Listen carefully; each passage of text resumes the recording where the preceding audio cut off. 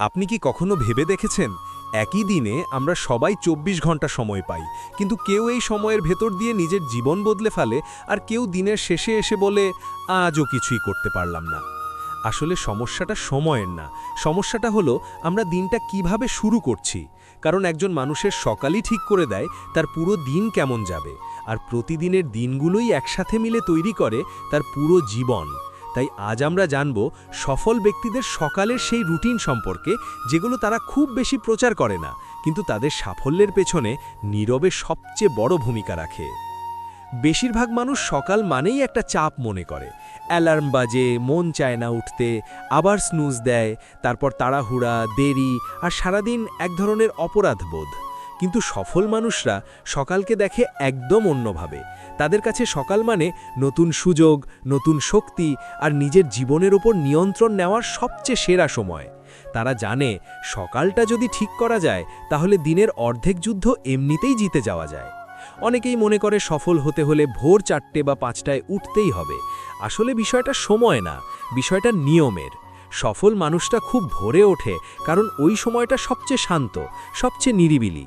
তখন ফোনের নোটিফিকেশন নেই, কারো চাহিদা নেই, বাইরের দুনিয়ার কোনো চাপ নেই, থাকে শুধু মানুষটা নিজে আর তার লক্ষ্য। কেউ ৫টায় ওঠে, কেউ ৬টায়, কেউ ৬:৩০, কিন্তু তারা সবাই একটা সিদ্ধান্ত নিয়ে ওঠে, এলোমেলোভাবে না। সফল মানুষরা ঘুম থেকে উঠে প্রথমেই ফোন হাতে নেয় না।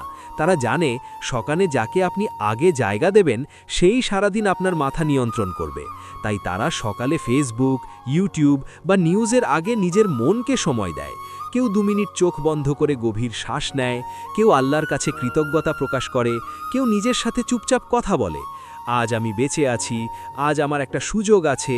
এই ছোট কথাগুলোই তাদের মনের ভিত শক্ত করে দেয়। ঘুম থেকে উঠে বিছানা গোছানো কাজটা অনেকের কাছে ছোট মনে হয়, কিন্তু সফল মানুষরা এটাকে ছোট ভাবে না, কারণ এটি দিনের প্রথম জয়। একটা ছোট কাজ শেষ করার অনুভূতি মস্তিষ্ককে বলে দেয় আজ আমি কিছু করতে পেরেছি। এই ছোট ডিসিপ্লিন থেকেই বড় ডিসিপ্লিন তৈরি হয়। যে মানুষ নিজের বিছানা গোছাতে পারে না, তার পক্ষে নিজের জীবন গোছানো সত্যিই কঠিন হয়ে যায়।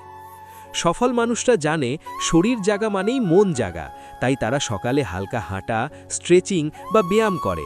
কেউ বেশি সময় দেয় না, কিন্তু নিয়মটা রাখে। শরীর যখন একটু নড়ে তখন অলস ভাবটা কেটে যায়। আপনি যদি সকালে শরীরকে অবহেলা করেন, তাহলে সারাদিন আপনার মাথা আপনাকে কাজ এড়িয়ে যেতে শেখাবে। সকালের আর একটা গুরুত্বপূর্ণ বিষয় হলো শেখা। সফল মানুষরা সকালে স্ক্রল করে না, তারা শেখে। ১০ মিনিট বই পড়া, ৫ মিনিট কিছু লেখা, বা শুধু একটা নতুন আইডিয়া নিয়ে ভাবা, এই ছোট অভ্যাসগুলোই সময়ের সাথে বিশাল পার্থক্য তৈরি করে। প্রতিদিন যদি একজন মানুষ ১% করে ভালো হয়, ১ বছর পর সে আর আগের জায়গায় থাকে না। সফল মানুষটা সকালে নিজেকে একটা গুরুত্বপূর্ণ প্রশ্ন করে, আজকের সবচেয়ে গুরুত্বপূর্ণ কাজটা কি? তারপর তারা সেটাকেই আগে করে। সহজ কাজ তারা পরে রাখে, কারণ তারা জানে সবচেয়ে কঠিন কাজটা যদি সকালে করা যায় তাহলে সারাদিন মানসিকভাবে হালকা লাগে। কিন্তু আমরা বেশিরভাগ মানুষই কঠিন কাজটা এড়িয়ে যাই আর সহজ কাজ দিয়ে নিজেকে ব্যস্ত রাখি। সকালের খাবারকেও সফল মানুষটা গুরুত্ব দেয়। তারা জানে কি খেলে শরীর চানা থাকবে আর কি খেলে অলস লাগবে।